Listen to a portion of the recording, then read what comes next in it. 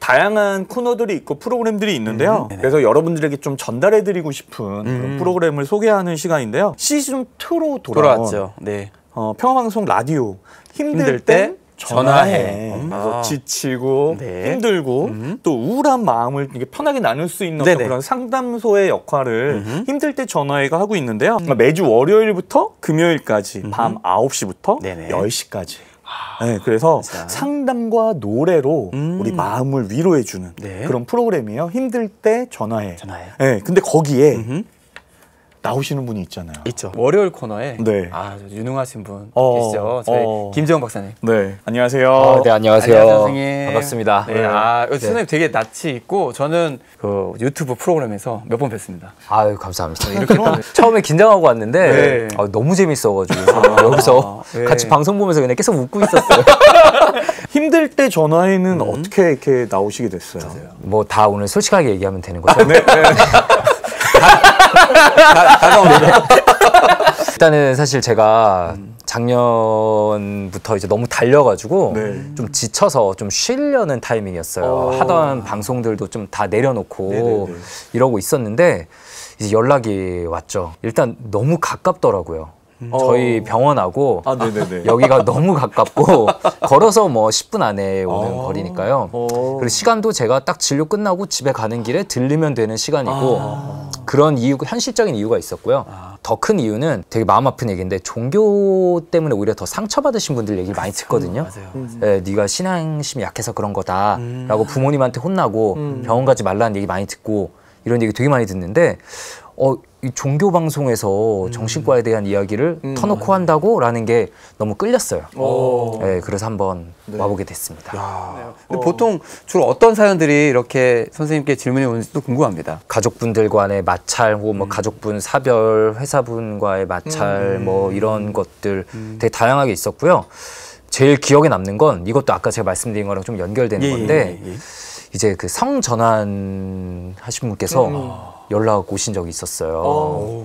되게 용기 내셔서 전화하신 거죠? 네, 그게 되게 용기 내서 전화하신 거고 또 그분께서 이 종교 방송에 전화를 해서 그런 것들이 가감 없이 또 라이브로 나간다는 게 와, 이 시대가 많이 변했구나. 앞서 나가고 있구나, 평화방송이. 이런 생각이 들더라고요. 제가 좀 듣기로는 코로나 블루가 있고 그다음에 그거에 비슷한 또 우울증이 있고 뭐 이런 게 좀 차이가 있는 것 같아서 사실 되게 너무 궁금했어요. 코로나 블루 얘기 많이 들었는데 블루, 레드, 블랙 뭐 요즘 맞아요. 근데 그중에서 블루라고 이제 또 칭하는데 그러니까 다 신조어죠, 사실은. 다 신조어고 정의를 내릴 수는 없는데 뭐 블루, 레드, 블랙 하면서 점차 이제 심해진다고 생각하시면 되고요. 코로나 블루, 뭐 코로나 우울증이라고 일반 우울증하고 다를 건 없어요. 근데 이 특징적인 게 예전에는 별로 이제 우울증을 전혀 앓지 않으셨던 분들 나는 우울증 같은 거는 거리가 멀어라고 했던 분들까지도 이제는 그냥 우울해지고 진짜 우울증을 경험하기도 하고 그래서 환자가 실제로 많이 늘어나고 있고 그런 상황인 거죠. 우울증을 또 저희가 잘 모르니까 혹시 뭐 스스로 진단할 수 있는 방법이라든지 네, 우울증 사실 전 국민의 10%가 앓는다고 하는데요. 네, 근데 모르고 지나가는 경우가 태반이거든요. 너 그냥 의지가 약해져서 그래, 너 게을러서 그래 이런 식으로 하는 경우가 많아가지고요. 자가 진단 문진표가 여러 개가 있는데 그래서 그냥 딱 우울증의 진단 기준을 제가 한번 읊어드릴 테니까 우울증 이러면은 스펙트럼이 되게 넓어요. 근데 그 중에 주요 우울장애라고 하는 가장 전형적인 우울증의 진단 기준 9개를 읊어드릴 거고요. 그 중에 이제 5개 이상이면은 이제 우울증이라 할 수 있습니다. 2주 연속 지속됐을 경우에 2주 연속? 손으로 꼽으셔도 될 것 같아요. 들으면서 한번 읽어볼게요. 거의 하루 내에 우울한 기분이 들거나 우울해 보인다는 말을 듣는다. 2번 하루 대부분의 활동에서 흥미가 생기지 않는다. 3번 의도하지 않은 체중 감량 혹은 체중 증가가 있다. 예를 들어서 한 달 동안 체중이 5% 이상 변했다. 4번 거의 매일 잠을 못 자거나 혹은 반대로 너무 많이 잔다. 5번 거의 매일 안절부절하거나 오히려 너무 느리게 행동한다. 6번 거의 매일 피로하다고 느끼거나 에너지가 없다고 느낀다. 7번 거의 매일 과도하게 죄책감이 들거나 스스로 가치가 없다고 느낀다. 8번 거의 매일 집중하지 못하고 결정을 못 내릴 때가 많다. 마지막으로 9번 반복적으로 죽음에 대해 생각하거나 자살에 대해 구체적으로 계획을 세운다. 2주 동안 이렇게 쭉 가는 경우가 거의 없어요. 그죠. 네, 그러니까 다들 나 우울증이야 이런 말 되게 쉽게 하는데 나 우울한 것 같아, 우울증인 것 같아 라고 하는데 너 2주 연속 이런 적 있니? 라고 하면은 사실 머릿속에 잘 안 떠오르는 거죠. 그러니까 그 선생님 그 우울감하고 우울증에 대한 그 차이가 좀 있는 거죠. 네, 그걸 이제 날씨에 비유해서 보통 설명을 많이 드리는데 이제 좀 흐린 날, 누구나 경험하잖아요. 이런 흐린 날은 그냥 우울감이 있는 날이라고 치면요. 우울증은 2주 동안 그렇게 계속 비 온 날이에요. 2주 내내. 그런 걸 경험해 본 적은 사실 그렇게 많진 않죠. 예, 맞습니다. 그래서 당사자는 정말 힘든 거죠. 나 평소에 나랑 완전히 다르다라고 느낄 수 있는 거죠. 주변 사람이 보기에도. 이거는 이거 내 의지의 문제가 아니구나. 뭔가 이거 이상이 있구나라고 본인이나 주변에서 이제 알아야 되는 거죠. 그런 증상이 발견됐어요. 예를 2주 동안. 그러면 우리가 병원이라든지 아니면 어딜 데려가야 되는데 아니면 그걸 또 권유해야 되는데 어떤 그런 좋은 방법들이 있을까요? 왜냐하면 가족들이 훨씬 더 빨리 발견할 수 있을 것 같거든요. 네. 사실 이제 약물 치료해야죠, 보통. 정확하게 진단을 받고 약물 치료를 빨리 해야 되는데 우리가 예를 들어서 뭐 폐렴에 걸린 것 같다. 그럼 빨리 치료해야 되잖아요. 뭐 암이 있는 것 같다. 조기 발견해서 치료해야 되잖아요. 똑같아요. 우울증도 무조건 빨리 발견하고 빨리 치료해야 되는데 그래서 그냥 솔직하게 얘기하는 게 최고입니다. 내가 보기에는 평소에 너랑은 좀 이거 다른 것 같다. 그게 사실은 그렇게 얘기하면 상처받을까봐 사실 또 돌려서 얘기하잖아요. 그렇게 얘기를 잘 못하잖아요. 이겨낼 수 있어 막 이런 얘기를. 근데 내가 느껴지는 대로 일단 말하는 거죠. 만약 그게 걱정된다면 이것까지 그냥 솔직히 말하면 돼요. 내가 이 말에서 혹시 너가 상처받을까봐 걱정이 되는데 그래도 나는 너를 진심으로 걱정되기 때문에 말하는 거다. 이거 약간 좀 너 평소랑 다르지 않니? 라고 좀 제안을 하면 제일 좋고요. 근데 역시 아직까지도 정신과에 대한 편견이 너무 많고 문턱이 너무 높아가지고 이제 숨기고 다니신 분들 굉장히 많아요. 가족분들한테도 숨기고 뭐 연인한테도 숨기고 교회나 성당에도 숨기고 이런 경우 굉장히 많습니다. 정신적으로도 내가 다른 문제가 있을 수 있으면 충분히 그렇게 해야 된다고 생각이 들거든요. 그쵸, 똑같죠. 진짜 똑같은 건데 근데 이게 겉으로 드러나는 게 약간 성격 변화나 게으른 것처럼 보이니까 사람들이 이제 비난하고 보는 건데 사실 아프다는 이유로 비난받고 치료까지 못 받는 질병이 어디 있어요. 이거 너무 억울한 거거든요. 맞네요. 저희 수도원이 운영하는 또 병원도 있잖아요. 그래서 거기서 3개월 동안 보호사 실습을 했었는데 저는 그거 보면서 아주 많이 달라졌어요. 정신과에 대한 인식이. 저희는 이제 그 병동을 옮겨가면서 치료를 하는 병동인데 중증부터 시작해서 나아지면 병동을 이동하는. 그래서 자기가 이동이 되면 치료가 됐다고 생각을 하면서 올라가거든요. 근데 저는 진짜로 적절한 약물 투여와 면담과 이걸 하면서 3개월 동안 지켜보면서 나와서 퇴원한 사람 봤어요, 실제로. 그게 딱 지나고 적절한 약물 투여와 지나니까 정상적인 사람이 돼서 그냥 나가셨어요, 걸어서. 되더라고요, 치료가. 왜냐면 저희가 이제 정신과 병원을 가기 꺼려한 이유는 거기에 뭐 아주 작은 거라든지 큰 거라든지 기록이 남는다라는 오해들. 그다음 그게 전산 처리가 되면 언젠간 또 남는다. 뭐 이런 생각들을 쌓여 있으니까 그런 것들 좀 풀어주시면 좀 접근하기 쉬울 것 같은데요. 기록은 당연히 남죠. 이제 의사가 들으면서 타이핑 치잖아요. 나가고 나서도 타이핑 치고 기록은 진짜 남는데 저희 병원 컴퓨터에 있어요. 누가 봐요? 저희 병원 컴퓨터에 있는데 떼달라고 해야만 볼 수 있는 거거든요. 본인이 아니면 뗄 수도 없고요. 그 정말 청와대나 국정원 그리고 이제 파일럿 근무하실 분 아니면은 사실 아무 상관없습니다. 그런 직종은 이제 자신의 의무 기록을 다 제출해야 되는 게 법적으로 근거가 있어요. 남을 지켜야 되니까 중요한 직업이니까. 근데 그거 말고는 다 괜찮아요. 다들 걱정하시는 게 막 회사에서 내 기록 보면 어쩌지 이런 걱정하시는데 회사에서 어떻게 봐요? 이제 많은 분들이 질문을 많이 보내주셨어요. 결정 장애 같은 어떤 그런 고민이 있는 것 같아요라고 이렇게 이야기를 하는데 결정 장애 딱 자체는 그런 진단명이 있지는 않고요. 근데 여러 가지 이제 성격적인 면일 수도 있고 뭐 질병의 증상일 수도 있어요. 대부분은 이제 성격적인 것 때문이죠. 보통 이건 연습이 필요해요. 연습이. 현대인들에게서 결정장애가 점점 더 늘어나고 있는데요. 그 이유가 뭐냐면은 뭐가 너무 많아서 그래요. 마트에 예를 들어서 두부를 3종류를 갖다 놓고 다른 마트에는 두부를 10종류 갖다 놓는다. 이러면 3종류인 곳에서 두부가 훨씬 잘 팔려요. 빨리 골라가지고 가는 거죠. 근데 10종류면은 막 다 고민하다가 결정을 못 내리고 시간 됐으니까 그냥 가는 거죠. 요즘은 다 너무 많아요. 밥 먹으러 갈 때도 선택지가 너무 많고. 왜냐하면 뭐 주변에 들은 것도 있고 SNS에 올라오기도 하고 뭐 유튜브 채널도 너무 많잖아요. 네, 맞습니다. 그러니까 선택지를 좀 최소화시켜야 돼요, 이럴 때는. 일부러 선택지를 최소화시켜서 남들 조언 듣지 말고 내가 선택해보는 이런 연습을. 상담 또는 진료 비용 관련 질문을 또 안 해볼 수가 없죠. 비싸다고 생각해서 못 가는 사람이 많다라고 또. 이게 상담이냐 진료냐에 따라 달라요. 그러니까 일단은 병원, 개인 의원, 정신건강의학과 혹은 뭐 병원에 있는 정신과 가면은 안 비쌉니다. 왜냐하면 건강보험 적용이 되니까요. 우리 뭐 예를 들어 감기 진료받고 진료비 비싸다는 얘기 별로 안 하잖아요. 그렇죠. 안 비싸요. 근데 약간 이제 아쉬운 게 상담 시간이 안 길죠. 진료 시간이 보통 안 길어요. 왜냐하면 이건 되게 또 민감한 문제인데 돈이 안 돼요. 돈을 안 줘요, 정부에서. 오늘 진짜 오늘 다 여신 거죠? 네. 웬만한 감출만도 한데. 의사 가운 다 여셨어. 오늘 여섰어. 그러니까 저 같은 경우는 일주일에 4일을 근무하고 주말을 또 근무하는데 이틀은 길게 상담을 해요. 한 명당 40분씩 보고요.